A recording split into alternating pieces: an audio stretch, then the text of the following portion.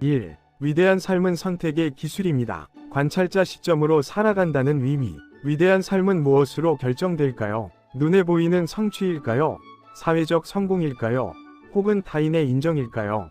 우리는 흔히 위대한 삶을 결과로 판단하지만 조금 더 깊이 들여다보면 삶의 질을 결정하는 핵심은 전혀 다른 곳에 있음을 알 수 있습니다. 위대한 삶이란 수많은 생각과 감정 중에서 괜찮은 생각과 감정을 선별하여 선택하고 나머지는 흘려보내는 능력을 기르는 삶이라고 생각합니다. 어떤 분은 이를 집중이라고 부르시고 어떤 분은 화두명상이라고 하시며 또 어떤 분은 목표를 이루는 삶이라고 표현하십니다. 그러나 이 모든 표현은 결국 하나의 본질을 가리키고 있습니다. 저는 이것을 관찰자 시점의 삶이라고 정의하고 싶습니다. 2.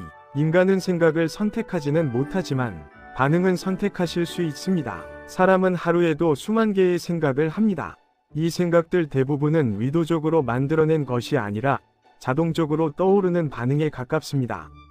인지심리학에서는 이를 자동적 사고라고 설명합니다. 문제는 이 자동적 사고가 사실처럼 느껴진다는 데 있습니다. 예를 들어 상대방의 말투가 차갑게 느껴질 때 우리는 곧바로 다음과 같은 생각을 하게 됩니다.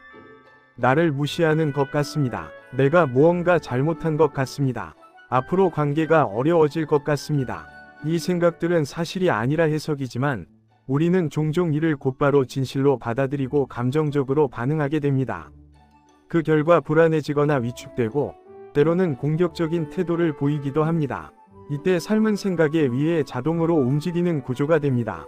관찰자 시점의 삶은 바로 이 지점에서 시작됩니다. 생각이 떠오를 때 사실 여부를 따지기 전에 이렇게 인식하실 수 있어야 합니다. 지금 이런 생각이 떠오르고 있군요. 이 한 문장은 생각과 자신 사이의 거리를 만들어줍니다. 그리고 이 거리가 바로 선택이 가능해지는 공간입니다. 3.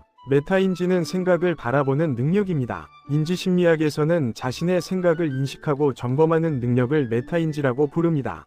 이는 지능의 문제가 아니라 삶을 안정적으로 운영하는 능력에 가깝습니다. 메타인지가 낮을수록 사람은 생각과 자신을 동일시하게 됩니다. 나는 실패자입니다. 나는 늘 이런 사람입니다. 나는 사랑받지 못합니다. 이 문장에는 생각과 자신을 분리할 여지가 없습니다. 반면 관찰자 시점이 작동하면 표현은 이렇게 바뀝니다. 지금 실패자라는 생각이 올라오고 있습니다. 이 생각은 과거 경험에서 비롯된 반응일 수 있습니다. 이 차이는 단순한 표현의 문제가 아닙니다. 실제로 감정의 강도가 낮아지고 반응 대신 선택의 여지가 생기게 됩니다. 위대한 삶이란 감정을 없애는 삶이 아니라 감정에 끌려가지 않는 삶이라고 할 수 있습니다. 4. 몸은 이미 반응하고 있습니다. 생리학적으로 살펴본 관찰의 힘. 생각과 감정은 머릿속에서만 일어나는 일이 아닙니다. 몸은 생각보다 먼저 반응합니다. 불안한 생각이 떠오르면 심박수가 빨라지고 어깨가 긴장되며 호흡이 얕아집니다. 이는 생존을 담당하는 신경계의 자동 반응입니다. 우리 몸에는 크게 두 가지 신경계가 작동합니다. 긴장과 각성을 담당하는 교감신경계, 회복과 안정을 담당하는 부교감신경계. 생각과 감정에 휩쓸릴 때 우리는 교감신경계 상태에 머무르게 됩니다.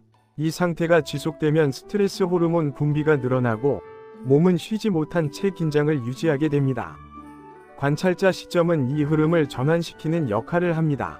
지금 몸이 긴장하고 있군요. 호흡이 많이 얕아졌습니다. 이처럼 몸의 상태를 알아차리는 순간 부교감신경계가 서서히 활성화됩니다. 심박수는 안정되고 근육은 이완되며 회복 기능이 작동하기 시작합니다. 관찰은 단순한 마음가짐이 아니라 생리적 회복을 유도하는 실제적인 행위입니다. 5. 뇌는 관찰할 때 달라집니다. 전전두엽의 역할. 뇌과학적으로 볼 때 관찰자 시점은 전전두엽을 활성화하는 과정입니다. 전전두엽은 판단, 선택, 충동 조절, 장기적인 방향 설정을 담당하는 영역입니다. 반면 감정의 즉각적인 반응은 편도체가 주도합니다. 생각과 감정에 휘둘릴 때는 편도체가 앞서고 관찰이 이루어질 때는 전전두엽이 개입하게 됩니다. 이 차이는 삶의 방향을 크게 바꿉니다. 전전두엽이 활성화될수록 사람은 반응보다는 선택을 하게 됩니다. 관찰자 시점의 삶이란 뇌의 사용 설명서를 올바르게 활용하는 삶이라고도 할 수 있습니다. 6. 양자물리학이 시사하는 관찰자의 의미. 양자물리학에서는 관찰이 대상에 영향을 미친다는 개념이 등장합니다. 입자는 관측되기 전까지는 가능성의 상태로 존재하다가 관찰이 이루어지는 순간 특정한 형태로 나타납니다. 이 개념을 삶에 그대로 적용할 수는 없지만 중요한 비유를 제공합니다. 우리가 무엇을 어떻게 바라보느냐에 따라 경험되는 현실은 달라진다는 점입니다. 생각과 감정도 마찬가지입니다. 관찰되지 않은 생각은 혼란스럽고 힘이 큽니다. 그러나 관찰되는 순간, 그것은 하나의 대상이 됩니다. 대상이 되는 순간, 우리는 선택할 수 있게 됩니다. 이 생각을 따라갈 것인지, 이 감정을 키울 것인지, 아니면 흘려보낼 것인지. 관찰은 통제가 아닙니다. 억압도 아닙니다. 있는 그대로 바라보되 거기에 휘둘리지 않는 태도입니다. 7. 집중과 명상. 목표는 모두 같은 방향을 가리킵니다. 집중, 화두 명상, 목표를 이루는 삶은 서로 다른 말처럼 보이지만 결국 같은 구조를 설명하고 있습니다. 불필요한 생각과 감정에 에너지를 쓰지 않고 선택한 방향에 머무는 능력입니다. 집중은 하나만 보는 능력이 아니라 나머지를 흘려보내는 능력입니다. 명상은 생각을 없애는 것이 아니라 생각과 자신을 동일시하지 않는 훈련입니다. 목표는 생각과 감정에 끌려다니지 않을 때 비로소 현실화됩니다. 위대한 삶은 거창하지 않습니다. 위대한 삶은 특별한 사람만의 것이 아닙니다. 하루에 몇 번 더 관찰자 시점으로 돌아오려는 사람의 삶입니다. 오늘 떠오른 생각 하나를 조용히 흘려보내는 선택. 오늘 올라온 감정 하나를 차분히 바라보는 선택. 이 작은 선택들이 쌓여 삶의 구조를 바꾸게 됩니다.